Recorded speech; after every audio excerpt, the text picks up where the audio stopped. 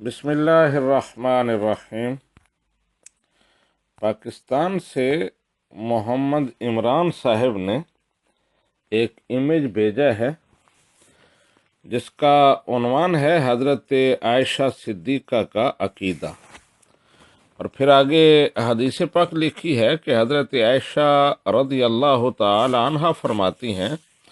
اگر کوئی تمہیں یہ کہے کہ نبی محمد صلی اللہ علیہ وآلہ وسلم غیب جانتے تھے تو وہ شخص جھوٹا ہے، کیونکہ اللہ تعالیٰ خود فرماتا ہے کہ غیب کا علم اللہ کے سوا اور کوئی نہیں جانتا۔ یہ بخاری شریف کی حدیث نمبر 7380 ہے۔ محمد عمران صاحب کہتے ہیں کہ بتائیں کیا یہ حدیث صحیح ہے اور اسی طرح ہے؟ جی محمد عمران صاحب، بالکل یہ حدیث پاک موجود ہے، یہی اس کے الفاظ ہیں، لیکن اس کا مفہوم وہ نہیں ہے جو دیوبندی لیتے ہیں۔ اہل سنت و جماعت کا عقیدہ یہ ہے کہ علم غیب ذاتی یہ اللہ سبحانہ و تعالیٰ کا خاصہ ہے، اسی کا خزانہ ہے، اسی کی صفت ہے، لیکن وہ قادر مطلق ہے، جس کو چاہے اپنے علم غیب میں سے کچھ عطا فرما دے۔ یہ ہمارا عقیدہ ہے، اور سید عائشہ صدیقہ رضی اللہ تعالی عنہ یہی فرما رہی ہیں کہ اللہ کے علاوہ کسی کے پاس علم غیب نہیں ہے۔ ہاں، اگر کسی کو وہ عطا فرما دے تو اس کی اس حدیث میں نفی نہیں ہے، اور جو آیت یہاں پروف کے طور پر پیش کی گئی ہے اس میں بھی کسی کی نفی نہیں ہے کہ اس کے پاس علم غیب ہے تو وہ کسی کو دیتا بھی نہیں ہے۔ ہمارا عقیدہ یہ ہے کہ نبی رحمت صلی اللہ علیہ وآلہ وسلم کے پاس، دیگر انبیاء کے پاس ذاتی طور پر علم غیب نہیں ہے، لیکن اللہ سبحانہ و تعالی اپنے ان مقبول بندوں کو عطا فرما دیتا ہے، اور یہی مفہوم اس حدیث کا تمام شارحین نے بیان کیا ہے، اور پھر اس پر قرآن کے دلائل پیش کیے ہیں۔ عمدۃ القاری، یہ بخاری شریف کی شرح ہے، علامہ امام بدر الدین عینی رحمۃ اللہ علیہ، وہ اس حدیث کی شرح کرتے ہوئے فرماتے ہیں، وَأَمَّا عِلْمُ الْغَيْبِ فَمَا أَحَدٌ يَدَّعِي لِرَسُولِ اللَّهِ صلی اللہ علیہ وآلہ وسلم أَنَّهُ كَانَ يَعْلَمُ مِنْهُ إِلَّا مَا عَلَّمَهُ۔ جہاں تک علم غیب کی بات ہے تو کسی کا بھی یہ دعویٰ نہیں ہے کہ نبی رحمت صلی اللہ علیہ وآلہ وسلم خود علم غیب جانتے تھے، الا ما علمہ، ہاں جو اللہ سبحانہ و تعالیٰ نے ان کو بتا دیا، ان کو عطا فرما دیا، تو اس کا انکار نہیں کیا جا سکتا۔ اب بخاری شریف کی دوسری شرح فتح الباری، یہ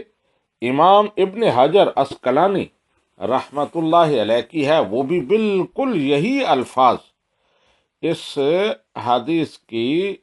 شرح کرتے ہوئے لکھ رہے ہیں، اور پھر اپنے اس قول پر قرآن پاک کی آیا پیش کرتے ہیں دلیل کے طور پر۔ فرماتے ہیں، اللہ سبحانہ و تعالی ارشاد فرماتا ہے، فلا یظہر علی غیبہ احدا الا من ارتضی من رسول۔ اللہ سبحانہ و تعالی اپنے غیب پر کسی کو اطلاع نہیں دیتا، کسی پر اپنا غیب ظاہر نہیں فرماتا مگر رسولوں میں سے جس کو چن لے۔ تو آیہ کریمہ بھی یہی بتا رہی ہے کہ غیب اللہ سبحانہ و تعالیٰ کا خاصہ ہے، لیکن اپنے رسولوں میں سے جس کو چن لیتا ہے وہ اس کو بتا دیتا ہے، ہر ایک کو نہیں بتاتا، ہر نتھو پھتو کو، بلکہ اپنے مقبول بندوں کو، اپنے رسولوں کو۔ تو اب نبی رحمت صلی اللہ علیہ وآلہ وسلم سے زیادہ مقبول اللہ سبحانہ و تعالیٰ کا کون ہوگا؟ جب نبی رحمت صلی اللہ علیہ وآلہ وسلم اللہ تعالیٰ کے محبوب ہیں، اور قرآن پاک میں اللہ سبحانہ و تعالیٰ ارشاد فرما رہا ہے کہ میں اپنے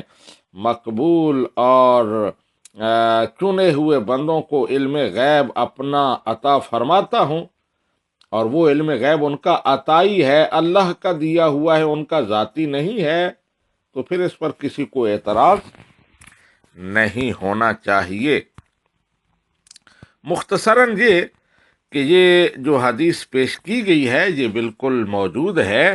لیکن کسی بھی حدیث کو سمجھنے کے لیے یا قرآن پاک کی آیت کو سمجھنے کے لیے پورا قرآن پیش نظر ہونا چاہیے، اور احادیث کا پورا ذخیرہ پیش نظر ہونا چاہیے۔ کوئی ایک ٹکڑا لے کر آگے پیچھے سے کاٹ کر دیگر آیات اور احادیث کو چھپا کر نظر انداز کر کے اس کا جو مفہوم بیان کیا جائے گا تو وہ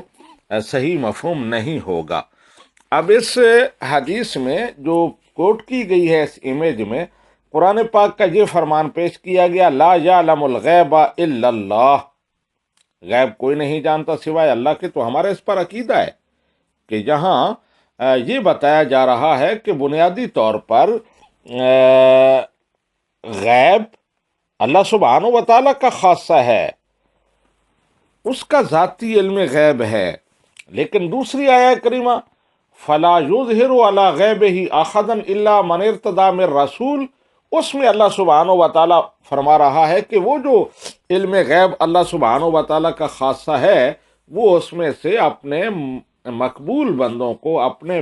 چنے ہوئے بندوں کو، رسولوں کو عطا فرما دیتا ہے۔ هَذَا مَا ظَهَرَ لِي وَاللَّهُ وَرَسُولُهُ أَعْلَمُ بِالصَّوَابِ۔